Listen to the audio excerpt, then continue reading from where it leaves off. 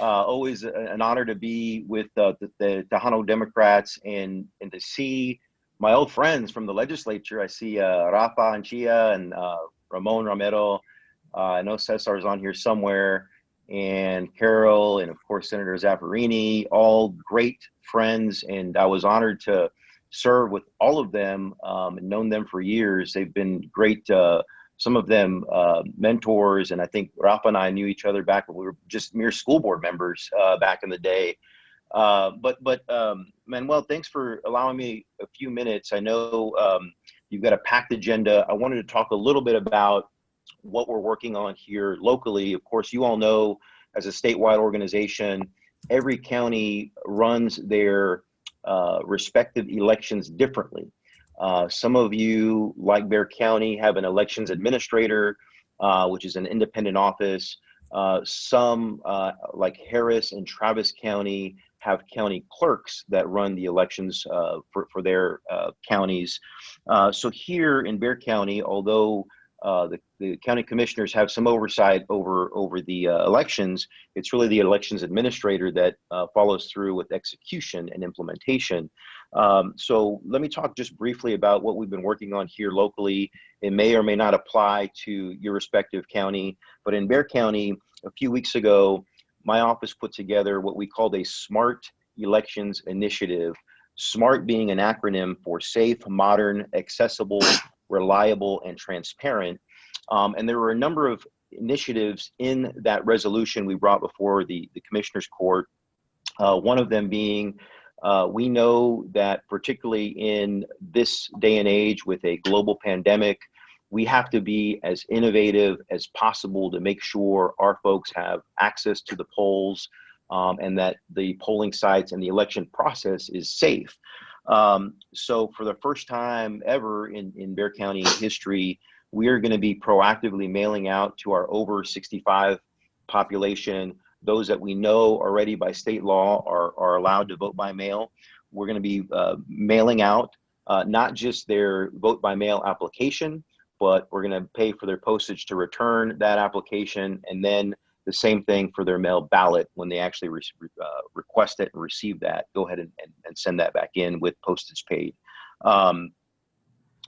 We're also looking at, look, part of the concern we had, and this was really before the concerns over the last few weeks with the U.S. Postal Service is, you know, can we figure out a way where if a person has their ballot, their mail ballot, they don't want to put it back in, maybe it's getting too close to the deadline, can we have drop box locations for those mail ballots? What we've been told and given some guidance locally is right now under the law, we have a central elections administrator's office. Under that law, that's the only place that a mail ballot can be dropped off on election day in person. They have to check IDs and whatnot. So we're still going through that back and forth with the DA's office and the Secretary of State's. We don't know if that's going to be a possibility. So absent that, what we've said is let's figure out a way to open up as many election early voting sites as possible, and let's make it as convenient as possible by extending hours. So we're looking at increasing the number of early voting sites in our community. Traditionally, you all know in Bexar County, what's happened is the first week, you usually have hours that are about 8 to 6 p.m.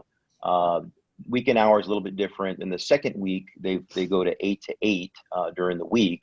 You know, we've pushed our elections administrator to, again, change the status quo and let's make those hours till 8 p.m. or 10 p.m. Or, Chairman, as you mentioned, why not have a 24-hour site? The thinking behind that is right now, in particular, we've got people working long hours, odd shifts, our healthcare workers, our bus operators, our public safety first responders. Let's maximize the opportunity for those folks to vote no matter what time they get off. So there's a possibility, we're still working on that at least 1 or 2 or 3 of those days during early vote, there'll be a 24-hour site. We're excited to mention this morning that we are doing mega sites, and this was, I know the NBA and the Players Association recently made a specific demand that every NBA city with an arena that is controlled by the team open that up as a voting site. Well, we were ahead of the curve on that. We've been talking to our friends at the Spurs here in San Antonio for about 2 months about using the AT&T Center as an early voting site. Pretty unique in that here in Bexar County, the county actually owns the arena. The Spurs are our tenant. So we didn't have to ask for permission. We just asked for a partner, and they've been willing partners from the GM and Coach Pop all the way down. So I will tell you this morning, AT&T will be not just an early voting site and an election day site. We're also hoping to have maybe a election night watch party there in one of the concourses at AT&T Center. So we'll keep you posted on that as well. The last thing I'll mention is that we also have asked for some more convenient drive-through / curbside voting. You know, we already have curbside voting in Texas, but we're asking for kind of a standalone drive-through option where an election worker can actually come out with the kind of the iPad machine and have folks vote by car as well. So that's the last thing we're looking at. We'll hopefully have some answers to this in the next few weeks. I will tell you what we're going to need help with from our fellow Tejano Dems in Bexar County is we have essentially said to our elections administrator, cost is not a factor. We are going to write the check to make sure that our people have access to the polls. And so if we have people that want to help here in Bexar County, I would encourage you to call 210-335-VOTE, VOTE. It's paid, I think it's $15 to $17 an hour for election workers. But this is, as we all know, the most important election of our lifetime. And I think it doesn't matter where you are in Texas.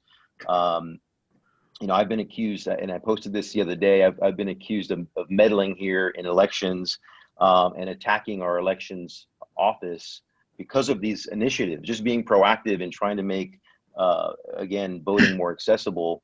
What I would say to that is, I think it's actually the other way around, and it's an attack on our community and our people by not giving us more access to the polls. So we're going to keep pushing. Again, please reach out if we can do anything. But I know no matter where you are in Texas, this has got to be the mantra from the courthouse to the White House.